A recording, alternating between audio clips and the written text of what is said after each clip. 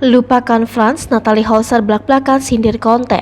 Hubungannya dengan Faris jadi pemicu.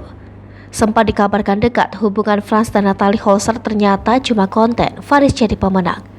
Awalnya dekat dengan Franz, hubungan Natalie Holzer dan kakak Fuji ternyata cuma untuk keperluan konten.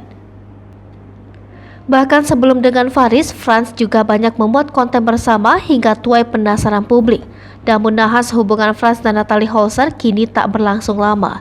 Setelah ada Faris, sosok Franz bak dilupakan. Dalam tayangan YouTube, Natalie Holzer mengatakan bahwa isu tersebut tidak benar. Ia mengakui bahwa hubungan dirinya dengan Franz hanya sebatas konten belaka. Mendengar perkataan Ibunda Azam tersebut, lantas Irfan Hakim menanyakan tentang hubungannya dengan Faris saat ini.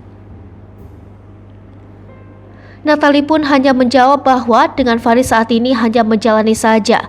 Sebelumnya pasangan Natalie dan Faris saat ini tengah berbahagia. Bahkan mereka berdua tidak canggung lagi untuk menampilkan kemesraan di muka umum. Faris pun sering terlihat di dalam konten YouTube Natalie Holzer. Dalam sebuah vlog, Faris tampak beri pertanyaan yang bikin Natalie bingung. Saat berada di toko berlian, Faris meminta kekasihnya mengukur jari. Sembari Natalie mengukur jari, Faris pun mengajak Azam melihat cincin lainnya. Kala melihat cincin, Faris pun mempertanyakan pada kameramen jumlah cincin untuk melamar 1 atau 2. Setelah mendapat jawaban, Faris lantas mendekati Natalie lagi yang sudah mengukur jari.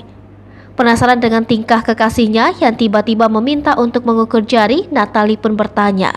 Tetapi Faris tak ingin menjawab, jika itu untuk membeli cincin lamaran. Sebelumnya Faris mengungkap niatannya untuk segera menikahi Natalie. Hal ini diungkap Faris di hadapan Eko Patrio.